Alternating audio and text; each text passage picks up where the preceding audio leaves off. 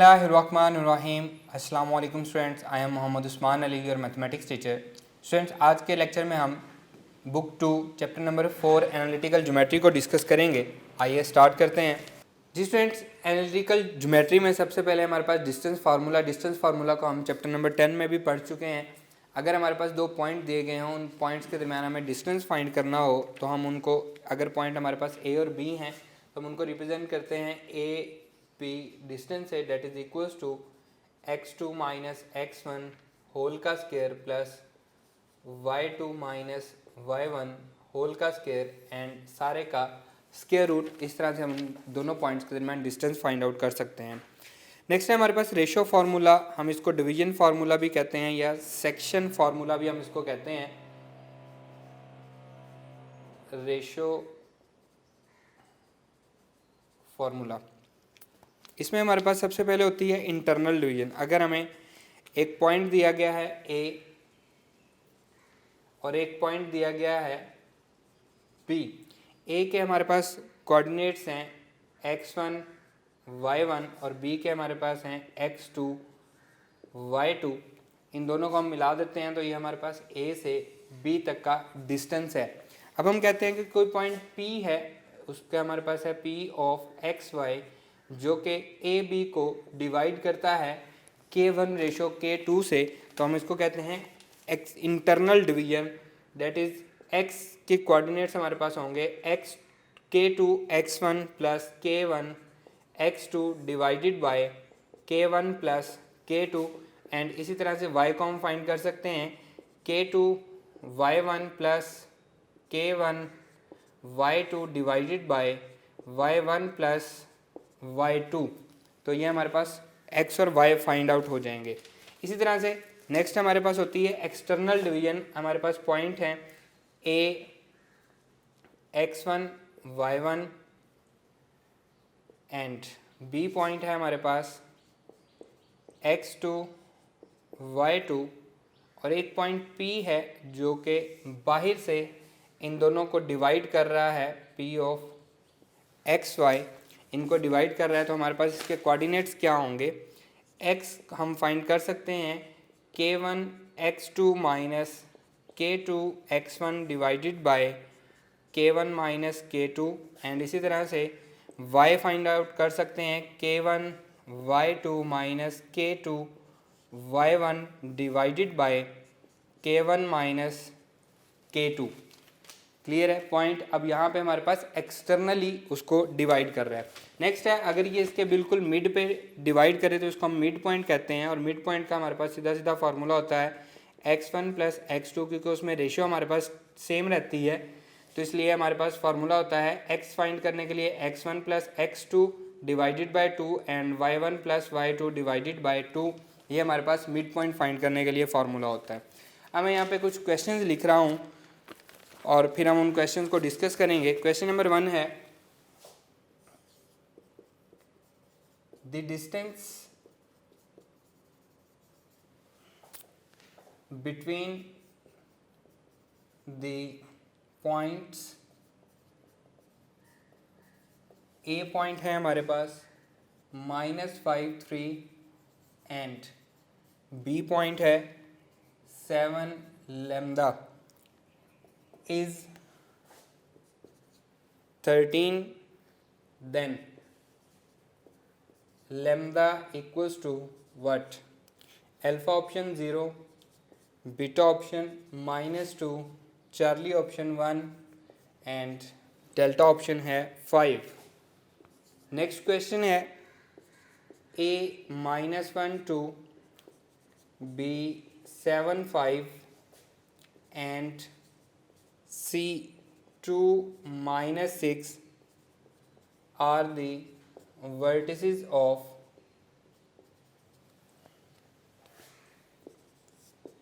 an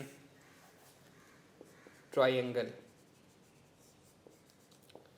Alpha option isosceles triangle, जिसमें हमारे पास दो साइड्स इक्वल होती हैं। Beta option equilateral triangle and Charlie option right triangle and delta option है स्केलिन ट्रायंगल। नेक्स्ट क्वेश्चन है जी, coordinate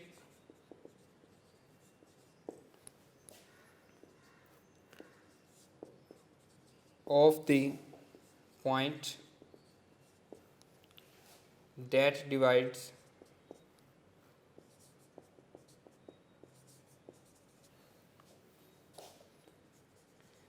the join of A35 and B79 in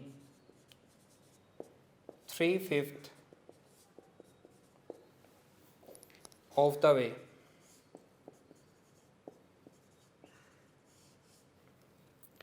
Alpha option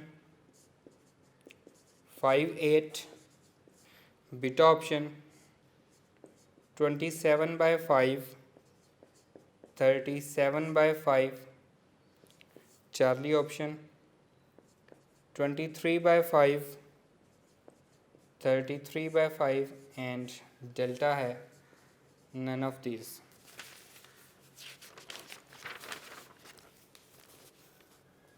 next question है directed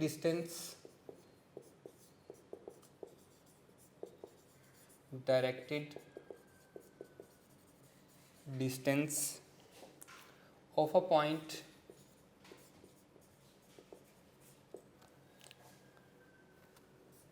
-5, -6 from y-axis is alpha option 6, beta option 5, Charlie option -6 and delta option है -5। लेकिन जी first वाला question है the distance between the points, आपको points के दरमियान distance दिया गया है वो क्या है 13 है। तो हमें लैम्डा फाइंड आउट करना है, बजाय इसके कि हम इसकी इक्वेशन बना के इसको सॉल्व करें हम पैक सॉल्व कर लेते हैं। लेट्स सपोज 0 हमारे पास लैम्डा है तो ये हमारे पास आएगा x2 - x1, 7 - 5 तो माइनस प्लस हो जाएगा, ये आ जाएगा जी 12 का स्क्वायर फिर प्लस y2 - y1, 3 - 0 तो ये आ जाएगा 3 का square whole square root 144 plus 9 तो ये हमारे पास आ रहा है 153 जो कि किसी का भी स्क्वायर रूट नहीं है, 13 नहीं आता। अगर हम बीटा ऑप्शन रखते हैं तो 3 - 2 + 2 हो जाएगा तो ये 5 का स्क्वायर हो जाएगा, ये हो जाएगा 144 plus 25 whole square root that is equals to 169 square root. So हमारा आंसर 13 आ रहा है। Our required answer is beta.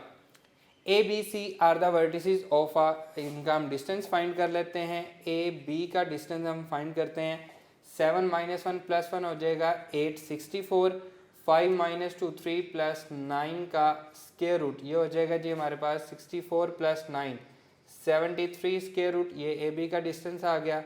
फिर ए सी का डिस्टेंस हम फाइंड करते हैं, 2 - 1 + 1 3 9 हो जाएगा, -6 - 2 8 64 हो जाएगा, ये भी हमारे पास 73 स्क्वायर रूट आ रहा है। और अब हम बी सी का डिस्टेंस फाइंड करते हैं, ये आ जाएगा जी 2 - 7 तो -5 आएगा, 25 आ जाएगा प्लस -6 - 5 11 तो ये आ जाएगा जी 121 सारे का स्क्वायर रूट, तो ये जब ऐड होगा तो 146 आ जाएगा, 146 स्क्वायर रूट।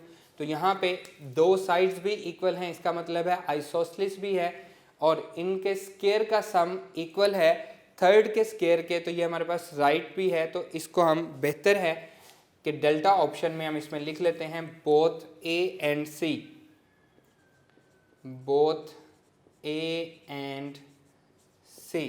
तो हमारे पास आंसर भी यही बन जाएगा, ये हमारे पास आइसोसेलेस ट्रायंगल भी है और as well as right triangle भी है, इसकी दो साइड भी इक्वल हैं और ये राइट एंगल भी है क्योंकि ये पाइथागोरस थ्योरम को भी सेटिस्फाई कर रही है। Coordinates of a point that divides the joint A be in 3/5 of the way, ये हमारे पास ए बी है, टोटल 5 हिस्सों में वो डिवाइड कर रहा है, ए बी 3/5, 5 में से 3 एक साइड पे हैं और 2 एक साइड पे हैं, तो इसकी रेशो क्या होगी, 3:2 हो जाएगी। 3/5 ऑफ द वे कर रहा है तो इसकी रेशो क्या हो जाएगी, 3:2 हो जाएगी, क्योंकि टोटल इसके 5 हिस्से हैं, तो 3 एक साइड में हैं और 2 एक साइड पे रह जाएंगे। तो इसको हम फाइंड करेंगे जी, ये हमारे पास कौन सा है जी, इंटरनली इसको डिवाइड कर रहा है। फॉर्मूला हमारे पास गिवन दिया गया है, एक्स और वाई हमने इसके पॉइंट फाइंड आउट करने हैं।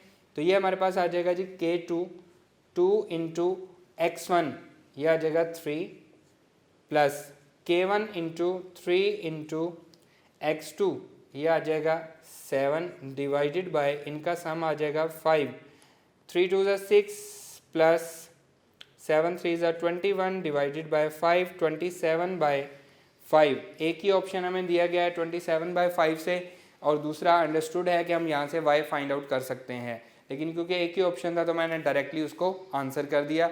अगर हमारे पास सिमिलर ऑप्शन होंगे तो हम उसको चेक करेंगे कि कौन सा ट्रू है कौन सा नहीं है। Directed distance from a point -5, -6 from y axis. y axis से जब भी हम डिस्टेंस फाइंड आउट करते हैं तो हम x एक्सिस को चेक करते हैं, और इसी तरह जब हम x एक्सिस से डिस्टेंस फाइंड आउट करते हैं तो हम y एक्सिस को चेक करते हैं। अब यहाँ पे डिस्टेंस क्या है, -5 है, और डिस्टेंस कभी भी नेगेटिव नहीं हो सकता, so our required answer is 5 नहीं होना चाहिए, नहीं, यहाँ पे उसने डायरेक्टेड डिस्टेंस पूछा। अगर वो सिर्फ डिस्टेंस पूछता तो इसका आंसर 5 होता। अब क्योंकि उसने डायरेक्टेड डिस्टेंस पूछा है तो हम उसकी डायरेक्शन भी बताएंगे कि वो नेगेटिव साइड पे है, इसलिए उसका आंसर क्या आ रहा है, -5 आ रहा है। क्लियर है स्टूडेंट्स। नेक्स्ट है हमारे पास एक्सरसाइज 4.2, इसमें हमारे पास ट्रांसलेशन ऑफ एक्सिस हैं और रोटेशन ऑफ एक्सिस हैं। ट्रांसलेशन ऑफ एक्सिस हमारे पास सिंपल से फार्मूले होते हैं जी, कैपिटल एक्स या स्मॉल एक्स हमें फाइंड आउट करना होता है, एक्स माइनस एच हो जाता है, एंड इसी तरह से कैपिटल वाई हमें फाइंड आउट करना होता है जो कि वाई माइनस के है, और इसमें से हम स्मॉल एक्स फाइंड कर सकते हैं, कैपिटल एक्स प्लस एच हो जाएगा, and small Y equals to capital Y plus K हो जाएगा। ये तो बिल्कुल सिंपल है ट्रांसलेशन ऑफ एक्सिस में। रोटेशन ऑफ एक्सिस मैटर करता है, इसका फॉर्मूला याद करना, इसका फॉर्मूला याद करना बहुत ही इजी है। आप जस्ट एक टेबल याद कर लें तो आपको इसका फॉर्मूला याद हो जाएगा। यहाँ पे आप लिखें कैपिटल एक्स कैपिटल वाई, यहाँ पे आप लिखें स्मॉल एक्स स्मॉल वाई, और यहाँ पे आपने लिखना है cos theta minus sign theta, and यहाँ पे साइन थीटा इंटू यहाँ पे लिखना है कॉस थीटा। सिर्फ इस टेबल को याद कर लें, आपके लिए फॉर्मूला बनाना बड़ा आसान है। अगर हमें कैपिटल एक्स फाइंड आउट करना है तो इसको हम इस तरह से पढ़ेंगे, डाउनवर्ड पढ़ेंगे, X cos theta plus Y sine theta. Directly values put करें, कैपिटल एक्स फाइंड आउट कर लें। अगर कैपिटल वाई फाइंड आउट करना है फिर भी हम डाउनवर्ड ही पढ़ेंगे, माइनस ये वाला साइन है X sine theta plus Y cos theta. इसी तरह से अगर हमें small Y X find out करना है तो हम इसको इस तरह से पढ़ेंगे, कैपिटल एक्स कॉस थीटा, ये माइनस का sign, capital Y sine theta, और इसी तरह से स्मॉल वाई अगर हमें फाइंड आउट करना है तो सेम इसी तरह से capital X sine theta and plus capital Y cos theta. अगर हमें ये वैल्यूज़ दी गई हैं, थीटा दिया गया है, तो हम इजीली इनको फाइंड आउट कर सकते हैं। जी स्टूडेंट, नेक्स्ट है हमारे पास इंक्लाइनेशन।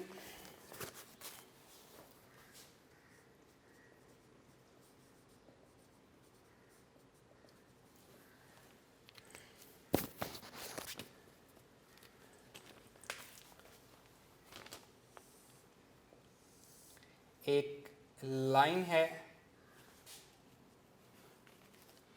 जो कि हमारे पास एंगल बनाती है theta, where theta lies between 0 to 180 degree. The angle theta measured counterclockwise from positive x-axis to a non-horizontal straight line is called inclination of the line. अब इसमें कुछ पॉइंट्स हैं। Number 1, if line is parallel to x-axis, if line is ये parallel का sign हम symbol लगाते हैं to X axis.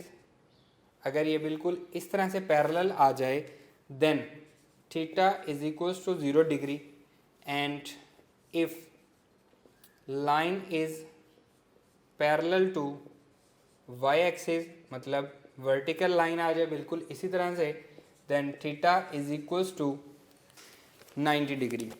Next है हमारे पास slope, gradient, steepness of line. m is equals to tan theta और that is equals to y2 minus y1 over x2 minus x1। अगर ये हमारे पास थीटा जो है वो 0 से 90 डिग्री होगा तो स्लोप पॉजिटिव होगा, और अगर थीटा जो है वो 90 से 180 डिग्री होगा तो स्लोप हमारा क्या होगा, नेगेटिव होगा। अगर हमारे पास दो लाइन हैं और उनके स्लोप दिए गए हैं, if L1 is parallel to L2 then उनके जो स्लोप होंगे M1 इक्वल होगा M2 के और थीटा होगा 0 डिग्रीज। एंड इसी तरह से if L1 is perpendicular to L2 then M1 multiply by M2 equal होगा -1 के दोनों का स्लोप का मल्टीप्लिकेशन -1 एंड थीटा इक्वल होगा 90 डिग्रीज के, क्योंकि दोनों लाइंस क्या हैं, आपस में परपेंडिकुलर हैं। देन है हमारे पास equation of parallel lines to Y axis. Equation of a line parallel to Y axis, इसको हम रिप्रेजेंट करते हैं x इक्वल्स टू a से। ये वाई एक्सिस के पैरेलल लाइन है। अब a पे कुछ कंडीशंस हैं, अगर a ग्रेटर देन 0 हो तो right to the Y axis, अगर a लेस देन 0 हो तो left to the Y axis, और अगर a 0 हो इक्वल टू 0 हो तो वाई एक्सिस इटसेल्फ हमारे पास लाइन होती है। इसी तरह से नेक्स्ट है जी equation of line, equation of a line parallel to X axis. अब ये हमारे पास एक हॉरिजॉन्टल लाइन होती है, एक्स एक्सिस के पैरेलल है। इसकी इक्वेशन क्या होती है, x equals to B, x equals to B. अगर b ग्रेटर देन 0 हो तो अबव द एक्स एक्सिस, अगर b लेस देन 0 हो तो बिलो द एक्स एक्सिस, और अगर b इक्वल टू 0 हो तो एक्स एक्सिस इटसेल्फ हमारे पास इक्वेशन होती है, लाइन होती है X axis itself, b is equals to 0 पे। नेक्स्ट है जी slope intercept form. Slope intercept form, y is equals to mx plus c। ये हमारे पास क्या है, स्लोप इंटरसेप्ट फॉर्म है, वेयर c हमारे पास जो है ये क्या है, y इंटरसेप्ट दिया गया है, m इज द स्लोप। और अगर हम इसी को ऐसे लिख दें कि y is equals to m into X minus C, ऊपर वाली हम तब यूज़ करते हैं जब हमें स्लोप और y इंटरसेप्ट दिया गया हो। व्हेन ये हम यूज़ करते हैं when slope and y intercept is given, तो हम ये वाली इक्वेशन यूज़ करते हैं, and this is slope and x intercept given. जब हमें स्लोप दिया गया हो और x इंटरसेप्ट दिया गया और कहा जाए कि इक्वेशन ऑफ स्ट्रेट लाइन बनाएं तो हम ये वाली यूज़ करते हैं। नेक्स्ट है हमारे पास equation y minus Y one equals to y minus Y one equals to m into X minus X one. ये कब यूज़ होती है, when one point and slope is given, इसे हम क्या कहते हैं, पॉइंट स्लोप फॉर्म कहते हैं। ये यूज़ होती है जब स्लोप एंड वन पॉइंट दिया गया हो और आपसे कहा जाए कि equation of straight line find करें, और हमें गिवन क्या दिया गया, उस लाइन का स्लोप और एक पॉइंट के इस पॉइंट में से पास कर रही है, और इस इक्वेशन को हम कहते क्या हैं, ये पॉइंट स्लोप फॉर्म है। नेक्स्ट है जी y minus Y one divided by Y two minus Y one equals to X minus X one divided by X two minus X one. इसे हम टू पॉइंट स्लोप फॉर्म कहते हैं, और इसे हम कब यूज़ करते हैं, when 2 points are given, 2 points are given, 2 points दिए गए हों और कहा जाए कि इन पॉइंट्स की मदद से जो लाइन बनती है वो लाइन फाइंड आउट करें, तो हम ये वाला फार्मूला यूज़ करेंगे।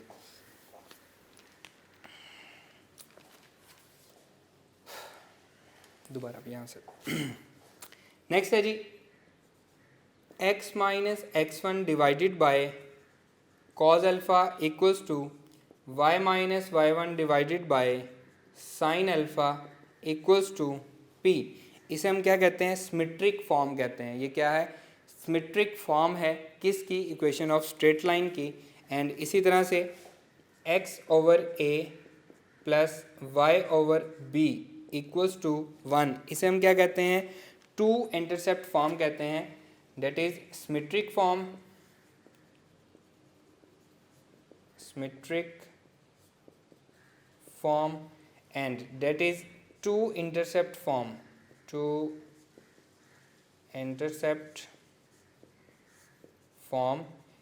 ए X intercept, B Y intercept, जब हमें एक्स इंटरसेप्ट और वाई इंटरसेप्ट दिया गया हो। एंड नेक्स्ट है जी X cos alpha, X cos alpha plus Y sine alpha equals to P. That is called normal form, perpendicular form, orthogonal form. इसे हम क्या कहते हैं, normal form of equation of straight line where p is the perpendicular distance from origin, p is the perpendicular distance from origin। Clear है, ये हमारे पास कुछ forms हैं। अगर हमें डिफरेंट टाइप्स दी गई हों, जैसा कि यहाँ पे हमें स्लोप और वाई इंटरसेप्ट दिया गया हो, तो हम ये वाली इक्वेशन लगाएंगे।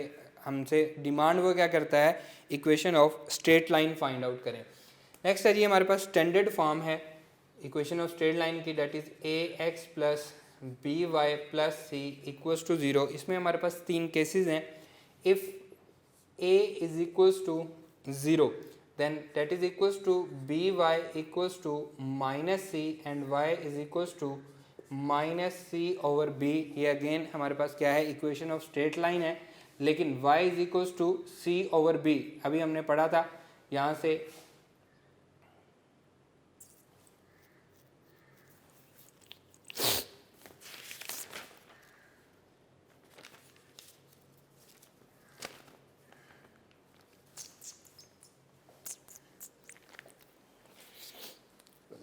किए हैं, गलती गलती गलती गलती गलती गलती गलती।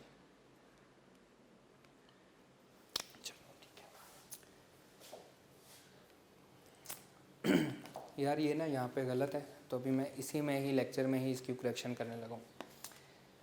y is equals to minus C over B. अभी हमारे पास again equation of straight line है। ये कौन सी है, अभी हमने पढ़ा था। यहाँ पे देखें, equation of line parallel to y axis x equal to a and equation of line parallel to x axis है, तो इसको हम y से रिप्रेजेंट करते हैं। यहाँ पे हमने गलती की है, y is equals to b हमें लिखना है। तो ये हमारे पास कौन सी लाइन बनेगी, ये हमारे पास equation of line parallel to x axis मतलब हॉरिजॉन्टल लाइन बनेगी। And if b is equals to 0, a 0 नहीं है, तो a x equals to minus C आएगा, x equals to minus C over a। Again ये हमारे पास क्या है, इक्वेशन ऑफ स्ट्रेट लाइन है। और ये कौन सी हमारे पास लाइन है, जो कि पैरेलल टू y एक्सिस है, हम इसको वर्टिकल लाइन कहेंगे। और अगर a भी 0 नहीं है, b भी 0 नहीं है और c भी 0 नहीं है, तो ये हमारे पास इक्वल होगा B Y equals to, case number 3 में जिक्र कर रहा हूँ, when a is not equal to 0, b is not equal to 0, c is not equals to 0, minus A X minus C. तो y is equals to minus A over B X minus C over B. तो यहाँ पे हमारे पास minus A over B इसके slope को represent कर रहा है। ये हमारे पास क्या है, इसका स्लोप है। अगर हमें इस टाइप की इक्वेशन दी गई होगी और हमें उसका स्लोप फाइंड करना होगा, तो उसका फॉर्मूला क्या है, माइनस ए ओवर बी है। And minus C over B actually क्या है, ये हमारे पास माइनस सी ओवर बी, ये हमारा आ रहा है Y intercept. y intercept and that is called x intercept। Clear है। यहाँ से हमारे पास स्लोप का फॉर्मूला भी आ रहा है, हम डायरेक्टली यहाँ से स्लोप फाइंड आउट कर सकते हैं। अगर हमें इस फॉर्म में कोई भी इक्वेशन दी गई हो और हमसे उसका स्लोप पूछा जाए तो उसका फॉर्मूला क्या है, -a/b, जस्ट आपको याद रखना है। नेक्स्ट है जी point, position of a point with respect to line. आइए उसको पढ़ते हैं। Position of a point with respect to line. अगर हमें एक पॉइंट दिया गया है और एक लाइन दी गई है तो हमें चेक ये करना है कि पॉइंट लाइन से ऊपर है, लाइन के बिल्कुल एग्जैक्ट ऊपर है या लाइन के नीचे है, ये हमें चेक करना है। For p of x1 y1, for p of x1 y1 the line ax plus by plus c is equals to 0। ये हमारे पास लाइन है, हमें चेक ये करना है कि ये पॉइंट अबव लाई कर रहा है, बिलो लाई कर रहा है या ऑन द लाइन है। तो हम इसमें पुट कर देंगे ax1 plus b y1 plus c। अगर हमारा आंसर जो है वो ग्रेटर देन 0 है तो हम क्या कहेंगे कि ये अबव द लाइन है। हमारा जो पॉइंट है ये क्या है, अबव द लाइन है। और अगर ये इक्वल आ रहा है, इसी के इक्वल है या फिर इसके लेस है, हमारा आंसर जो आ रहा है लेस देन 0 है, लेस देन ग्रेटर देन 0 है, इसको हम लिख लेते हैं। अगर ये आंसर आ रहा है जी ग्रेटर देन 0 तो हम कहेंगे कि क्या है, अबव द लाइन है। अगर आंसर इक्वल टू 0 आ रहा है तो हम कहेंगे ऑन द लाइन है। और अगर आंसर लेस देन 0 आ रहा है तो हम कहेंगे बिलो द लाइन है। सिंपल, एक पॉइंट और एक लाइन के दरमियान हम चेक कर रहे हैं।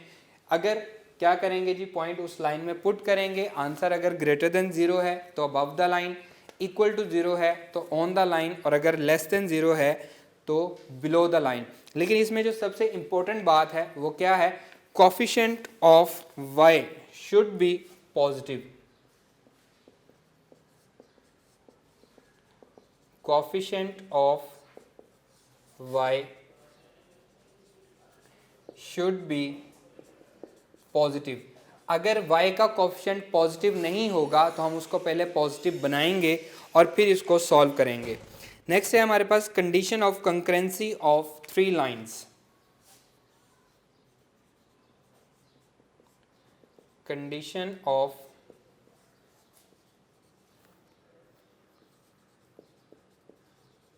concurrency of 3 lines.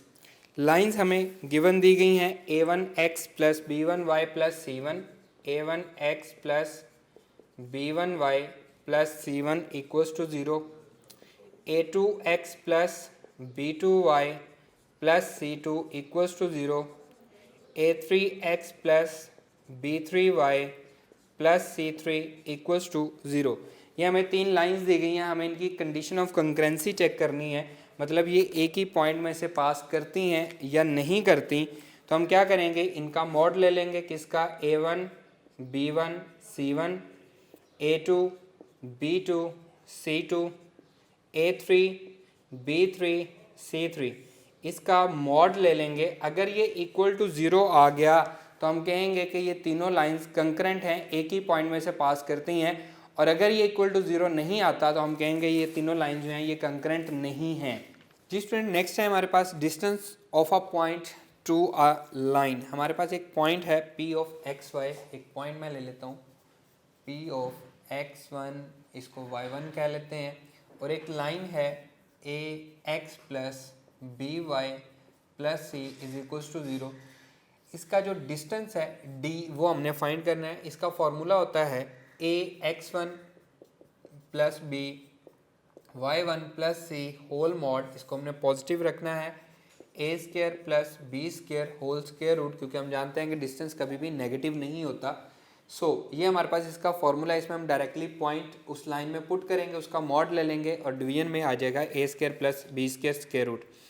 Distance between two lines, हमारे पास दो लाइंस हैं, शर्त ये है कि दोनों लाइंस जो हैं ये पैरेलल होनी चाहिए। ये हमारे पास दो लाइंस हैं, ये हमारे पास है जी a x plus B Y plus c one equals to 0 and that is A x plus B Y plus c two equals to 0। अब इसमें C1 और C2 का डिफरेंस है, अदरवाइज इनका स्लोप जो है वो सेम होगा, इसलिए हम कहेंगे कि ये क्या है, पैरेलल लाइंस है। इसमें हमारे पास वो डिस्टेंस पूछ सकते हैं इन दोनों के दरमियान, तो इसका सीधा सीधा फॉर्मूला है C1 minus C2 divided by A square plus B square whole square root.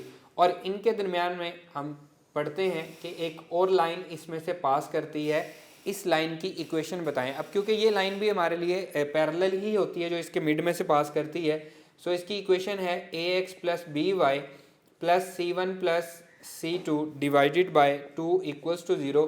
तो आप डायरेक्टली इससे डिस्टेंस फाइंड कर सकते हैं, ये हमारी बुक में भी क्वेश्चन है एक्सरसाइज 4.3 में, और यहाँ पे हमारे पास मिड लाइन की जो इक्वेशन है वो हम फाइंड आउट कर सकते हैं। नेक्स्ट है एंगल बिटवीन टू लाइंस, दो लाइंस हैं उनके दरमियान अगर हमें एंगल फाइंड आउट करना है तो मैं यहाँ पे दो लाइंस ड्रॉ करता हूँ, L1 एंड L2 दो लाइंस हैं मेरे पास। ये हमारे पास L1 लाइन है and that is L2 lines, और हमें एंगल फाइंड करना है थीटा। इम्पोर्टेंट क्या है, from L1 to L2, L1 से L2 की तरफ हम मूव कर रहे हैं तो हमें एंगल चाहिए, तो that is equals to tan theta is equals to M2 minus M1 divided by 1 plus M1 M2। अगर हम कहते हैं फ्रॉम L2 टू L1 तो हम यहाँ पे करते हैं M1 minus M2 divided by 1 plus M1 M2। Next है जी हमारे पास homogeneous equation.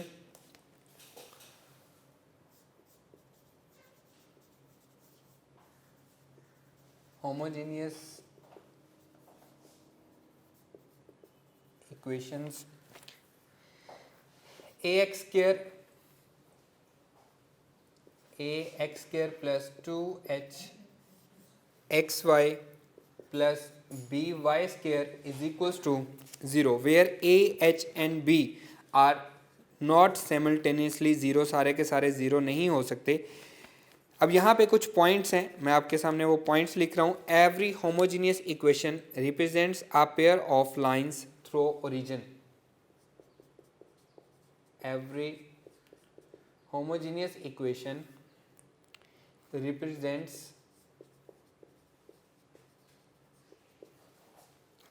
the pair of lines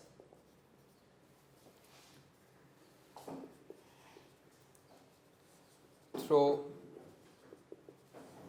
origin. Number 2,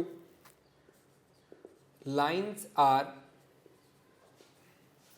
real and distinct